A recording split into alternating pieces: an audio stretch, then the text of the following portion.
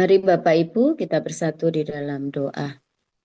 Tuhan Yesus, terima kasih kami bersyukur pagi hari ini untuk kesempatan yang baru, semangat yang baru, kami bisa berkumpul di dalam persekutuan embun pagi. Itu semua karena kemurahan dan kebesaran Tuhan. Terima kasih Bapa, pagi hari ini kami mau mendengarkan firman Tuhan melalui pembacaan maupun melalui penyampaian firman Tuhan melalui hamba-Mu. Biarlah Tuhan Kau akan menolong firman Tuhan yang akan kami dengarkan hari ini, supaya firman ini akan menguatkan, meneguhkan, dan mengubahkan kami hari lepas hari. Berkati setiap anak-anak Tuhan yang ambil bagian untuk membacakan firman, para lektor maupun hamba-Mu yang akan sampaikan firman Tuhan, dan kami semua yang mendengar, biarlah kami mendapatkan berkat yang baru. Terima kasih, kami serahkan pembacaan dan pemberitaan firman Tuhan ini ke dalam tangan kasih Tuhan. Di dalam nama Tuhan Yesus kami sudah berdoa dan mengucap syukur. Haleluya. Amin. Terima kasih Bu Ros. Kasih Bu Romiasi. Mulai Ibu Lucy 1 Tawarik 3, silakan Bu. Baik, kita baca 1 Tawarik 3 ayat 1-24. Inilah anak-anak Daud yang lahir bagi dia di Herbon. Anak sulung ialah Amnon dari Ahinoam, perempuan Yisrael. Anak yang kedua ialah Daniel dari Abigail, perempuan Karmel. Anak yang ketiga ialah Absalom, anak Maakah, yakni anak perempuan Talmai, Raja Geshur. Anak yang keempat ialah Adonia, anak Hagik. Anak yang kelima ialah Sepacah dari Abital. Anak yang keenam ialah Yitram dari Ekla, istrinya itu. 6 orang lahir bagi dia di Herbon, di mana ia memerintah 7 tahun 6 bulan lamanya. Dan 33 tahun lamanya ia memerintah di Yerusalem. Inilah inilah yang lahir bagi dia di Yerusalem: Simea, Sobab, Natan, dan Salomo. 4 orang dari Batsua binti Amir. Lalu Jibhar, Elisama, Elipelet, Nogah, Nepek, Yapia, Elisama, Eliada, dan Elipelet, 9 orang. Semuanya itu anak-anak Daud, sebelum terhitung anak-anak dari gundik-gundik. Tamar ialah saudara perempuan mereka. Keturunan Salomo ialah Rahabeam. Anak orang ini ialah Abia.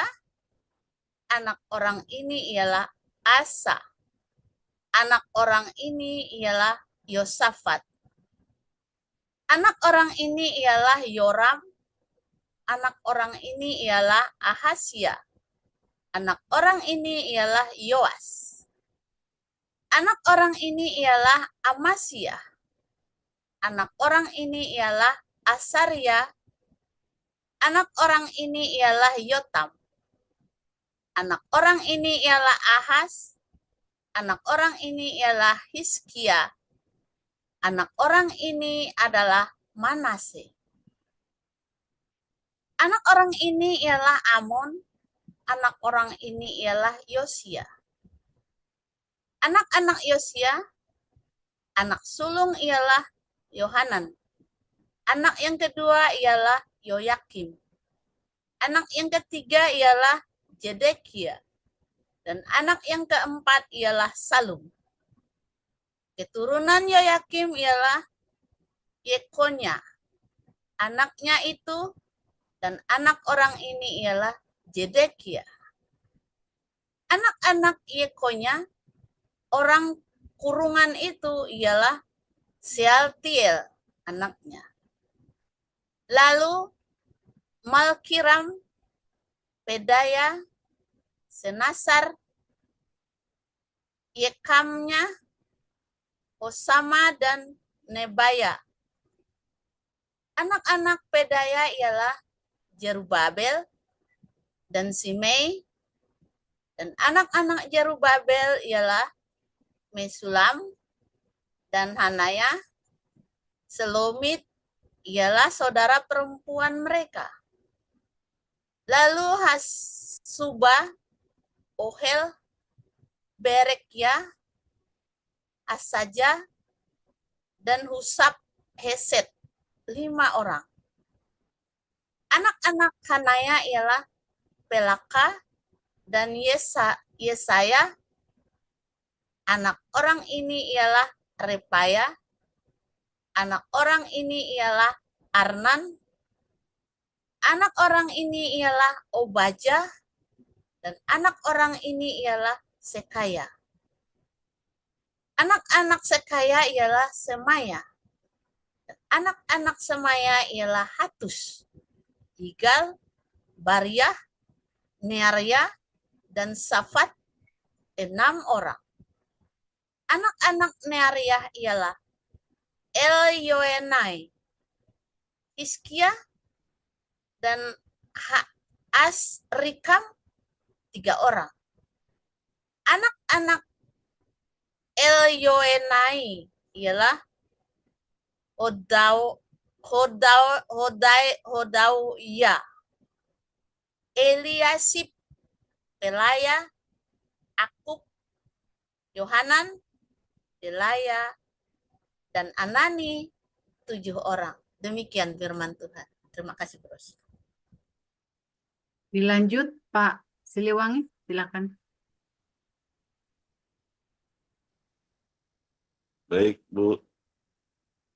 Ibrani 12 ayat 1 sampai 29, firman Tuhan. Karena kita mempunyai banyak saksi, bagaikan awan yang mengelilingi kita, marilah kita meninggalkan semua beban dan dosa yang begitu merintangi kita, dan berlomba dengan tekun dalam perlombaan yang diwajibkan bagi kita.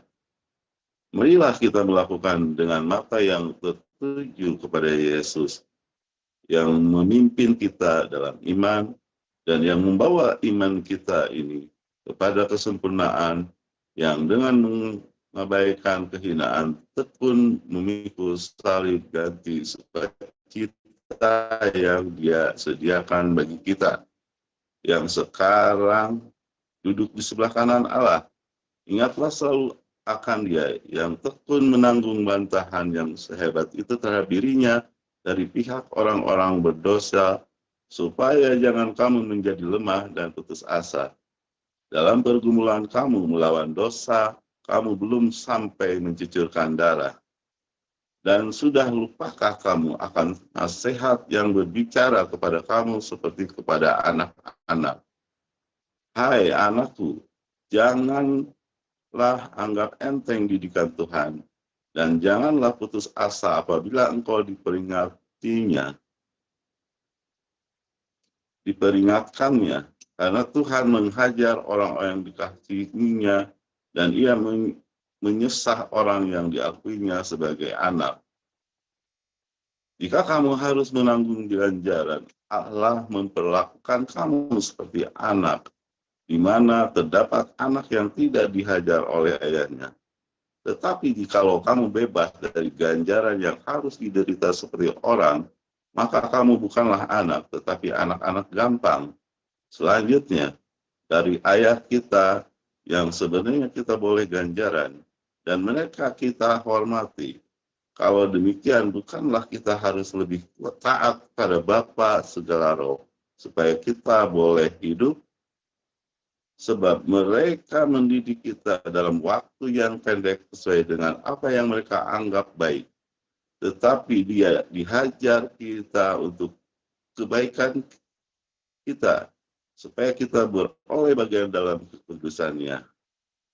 Memang tiap-tiap ganjaran pada waktu Ia diberikan tidak mendatangkan sukacita, tetapi duka cita. Tetapi kemudian Ia menghasilkan buah kebenaran yang memberikan damai kepada mereka yang dilatih oleh-Nya. Sebab itu kuatkanlah tangan yang lemah dan lutut yang goyah, dan luruskan jalan bagi kakimu, sehingga yang pincang jangan terpelecok, tetapi menjadi sembuh. Berusahalah hidup damai dengan semua orang dan kejarlah kekudusan, sebab tanpa kekudusan tidak seorang pun akan melihat Tuhan.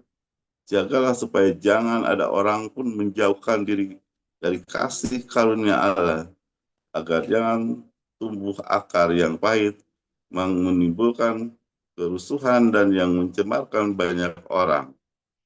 Jangan ada orang yang menjadi cabul atau yang mempunyai nafsu yang rendah seperti Esau, yang menjual hak kesulungannya untuk sepiring makanan. Sebab kamu tahu bahwa kemudian ketika ia hendak menerima berkat itu, ia ditolak. Sebab ia tidak beroleh kesempatan untuk memperbaiki kesalahannya, sekalipun ia mencarinya dengan mencucurkan air mata. Sebab kamu tidak datang kepada gunung yang dapat disentuh dan api yang menyala-nyala, kepada kekalaman, kegelapan, dan angin badai, kepada bunyi sangkakala dan bunyi suara yang membuat mereka yang mendengarkannya memohon, supaya jangan lagi berbicara kepadanya. Sebab mereka tidak tahan mendengar perintah ini. Bahkan jika binatang pun yang menyentuh gunung, ia harus dilempari dengan batu. Dan sangat mengerikan pemandangan itu sehingga Musa berkata, aku sangat ketakutan dan sangat gemetar, tetapi kamu sudah datang ke Bukit Sion, ke kota Allah yang hidup, Yerusalem surgawi, dan kepada beribu-ribu malaikat, suatu kumpulan yang meriah, dan kepada jemaat anak-anak sulung yang namanya terdaftar di surga, dan kepada Allah yang menghakimi semua orang, dan kepada roh-roh orang-orang benar yang telah menjadi sempurna, dan kepada Yesus pengantara perjanjian baru, dan kepada darah pemercikan yang berbicara lebih kuat daripada darah Habel. Jagalah supaya kamu jangan menolak Dia yang berfirman, sebab jika mereka yang menolak Dia yang menjabarkan firman Allah di bumi tidak luput, apalagi kita, jika kita berpaling dari Dia yang berbicara dari sorga. Waktu itu suaranya menggoncangkan bumi, tetapi sekarang ia memberikan janji, satu kali lagi aku akan menggoncangkan bukan hanya bumi saja, melainkan langit juga. Ungkapan satu kali lagi menunjuk kepada perubahan pada apa yang dapat digoncangkan, karena ia dijadikan supaya tinggal tetap pada tidak tergoncangkan. Jadi, karena kita menerima kerajaan yang tidak tergoncangkan, marilah kita mengucap syukur dan beribadah kepada Allah menurut cara yang berkenan kepadanya, dengan hormat dan takut. Sebab Allah kita adalah api yang menghanguskan. Demikian firman Tuhan. Kita saatnya mendengarkan renungan pada pagi hari ini yang dibawakan oleh Dr. Joseph Paul Jang, Gembala kita, dengan judul Jin Buang Anak, kepada Pastor Paul. Kami persilakan. Oke, haleluya, luar biasa firman Tuhan, selalu baru setiap hari ketika kita nantikan Tuhan dengan penuh cinta, dengan penuh belas kasihan. Jangan lupa berbuat baik, ya, dan jangan lupa, ya, kalau kita habis bikin salah, lalu lolos aman-aman saja, Anda harus curiga itu, saudara. Setiap kali kita ada bikin salah, ya, lalu aman-aman saja, oh enggak apa-apa kok, enggak apa-apa, terus lain kali kita bikin lagi, terus enggak apa-apa kok, enggak apa-apa, terus lain kali bikin lagi, oh enggak apa-apa. Nah itu artinya Anda sudah nggak diurusin tuh sama Tuhan tuh, ya, artinya Tuhan sudah nggak peduli sama kita. Tapi ketika kita bikin salah, langsung kena masalah, ya berarti Tuhan masih peduli sama kita, saudara. Ya, berapa kali banyak orang merasa, oh aku pendeta-pendeta nih ya, aku bikin dosa enggak apa-apa kok, dicabul kok enggak apa-apa kok, oh ini saya jadi pendeta, suka fitnah-fitnah orang, nggak apa-apa kok. Terus kamu pikir nggak ada masalah begitu kan? Nah itu kita harus hati-hati saudara. Karena setiap kali kita punya anak, anak bikin salah, maka apa yang kita lakukan? Kita tegur. Kalau kita punya anak, anak bikin salah, apa yang kita lakukan? Kita marahi dia. Mungkin kadang-kadang harus kita rotan. Kalau kamu punya anak salah, kurang ajar, meludah atau kurang ajar, terus kamu diam saja. Mungkin satu, Anda udah capek sama itu anak. Udah capek. Terus mati-mati, ya mau apa udah nggak urusan. Atau Anda terlalu memanjakan anak ini, dan anak ini suatu hari kalau sudah besar nanti dia akan melawan kamu. Anak ini akan memberontak, anak ini akan bikin malu kamu. Udah nggak mungkin anak itu jadi anak baik, itu bohong, nggak ada, saudara. Kalau kamu tidak pernah tegur anak kamu ketika bikin salah, tidak pernah kamu ya mengetik anakmu, ya seumur hidup anak itu tidak pernah. Anak saya itu nurut-nurut dua, tapi saya pernah setidaknya sekali saya pernah mengetik, setidaknya satu kali, saudara. Ya, wah, jadi malah pernah saya rotan sekali, sekali seumur hidupnya dia sekali. Karena saya selalu berusaha untuk selalu langsung ya peduli, ini anak kenapa nih? Sehingga anak ini nggak perlu cari perhatian. Tapi ada anak-anak yang perlu perhatian khusus, Anda harus khusus, saudara. Ya, dan kalau anak itu Anda sudah masa bodoh dengan anak itu, ya anak itu nanti akan rusak suatu hari. Ya, kalau saya tidak pernah merotan, tidak pernah melatih, artinya saya selalu ngawasin, saudara. Saya selalu ngawasin. Ya, selalu ngawasin. Ya, nah, saudara, ketika Tuhan minta, ya, suruh Daud untuk kasih nama anaknya yang lahir dari Bathsheba itu Yedidah, ya. Artinya apa, saudara? Yang dikasihi Tuhan, ya. Tetapi Daud nggak mau, saudara. Daud berpikir yang namanya dikasihi Tuhan itu ntar kayak dia tuh, selalu ada dalam masalah, selalu ada di dalam banyak sekali kerepotan, diuber-uber mertua, ya, berkelahi sama serigala, sama singa, sama beruang, sama Goliat. Nah, itulah namanya dikasihi Tuhan. Kan Daud kan kekasih Allah, kan disebut kekasih Allah, biji mata Allah. Nah, lalu suruh kasih nama anaknya Salomo itu, ya, kasih nama, ya, Yedijah. Lalu si Daudnya pikir-pikir yang namanya dikasih Tuhan itu serem loh. Pikir kalau dikasih Tuhan, anakku yang kukasih ya pasti kudidikan, kuhajar, saudara. Kayak saya nih diajar sama Tuhan bolak-balik ini karena bandel, tapi tandanya saya disayang. Tandanya saya disayang sama Tuhan. Kalau Tuhan sudah berhenti mendidik dan mengajar saya, artinya Tuhan sudah nggak peduli. Kalau kamu bikin dosa dan tenang-tenang saja nggak ada apa-apa, kamu jangan hati-hati, jangan-jangan Tuhan sudah muak sama kamu, sudah bodoh amat, sudah. Kemudian kasih nama Salomo, peace, damai. Dan kita tahu Salomo yang bikin ruwet. Awal dari semua keruwetan keluarga Daud ya dari Salomo ini, saudara, yang bikin gara-gara. Ya kan? Nah, dia memberi gelar dirinya itu kan, memberi gelar dirinya itu, ya, aku bikin salah tapi tidak berdosa, ya, ya kan? Dia memberi dirinya gelar sendiri saking berhikmatnya, saudara, ya. Dia seperti berjalan di rambut dibelah 7. Bikin salah, saudara. Tapi dia ada di perbatasan antara maut dan antara dosa dan tidak dosa. Dan dia selalu mengakali semua itu. Dia selamat, saudara, ya.